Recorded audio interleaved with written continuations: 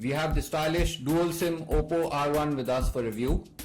Let's figure out the areas where it succeeds and where it doesn't. If there's one headlining aspect about the Oppo R1, it has to be its stylish design.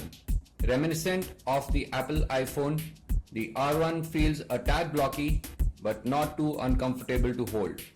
Its flat body, which doesn't have any curves to speak of, also reminds us of Sony's omnibalance design on its Xperia range. A rose gold metal frame on the sides adds to the look and feel, while the rest of the body is clad in white. A power key is placed on the left, while the right sports the volume rocker. You'll also find a SIM tray tucked away on the left. It can be ejected by using an included pin.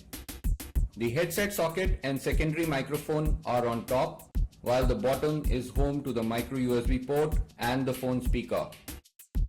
At the front is the 5-inch 720p display along with backlit capacitive keys below. The front shooter, earpiece, sensors and a tiny notification LED are placed above the screen. Flip it around and you'll be greeted by the glossy back, which looks fashioned from glass but is actually plastic. The R1's 5-inch IPS display offers a resolution of 720p and it outputs lovely visuals. Viewing angles are pretty good and sunlight legibility is reasonably good too. The primary snapper on the Oppo R1 offers 8 megapixels, while the front camera sports a 5 megapixel sensor. The camera app is not too loaded, just gives you a basic set of controls. The offered modes cover HDR, panorama and a beautify mode as well.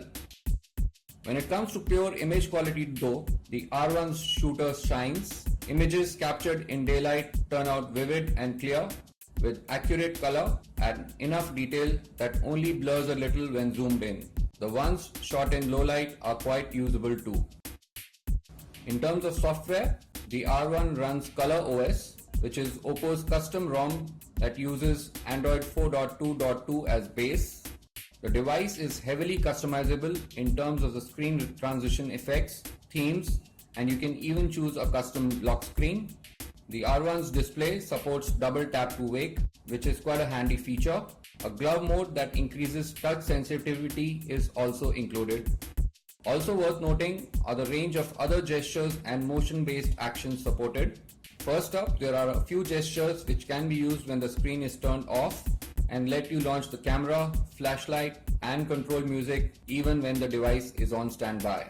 Next, you can also capture a screenshot by swiping up or down atop the screen using 3 fingers, while the same gestures with 2 fingers adjusts volume.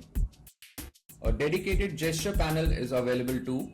This lets you define custom gestures for launching apps or websites, calling or texting contacts, launching the camera, flashlight or music. A quad-core MediaTek processor running at 1.3 GHz powers the show, along with 1 GB of RAM. There's 16 GB of internal storage, which is unfortunately non-expandable. The device does support USB OTG though. A total of 12.5 GB is available to use, divided between phone and system storage. Overall, the specs don't look too exciting, especially when you consider the outlay involved. However, the R1 doesn't disappoint in terms of real-world usage. Regular day-to-day tasks are handled with ease. It worked smoothly and barely showed any signs of lag, even while multitasking or gaming. It may not be the fastest around, but it does the job. As far as the battery life is concerned, the sealed 2410 mAh pack powers the device for a full working day with medium usage.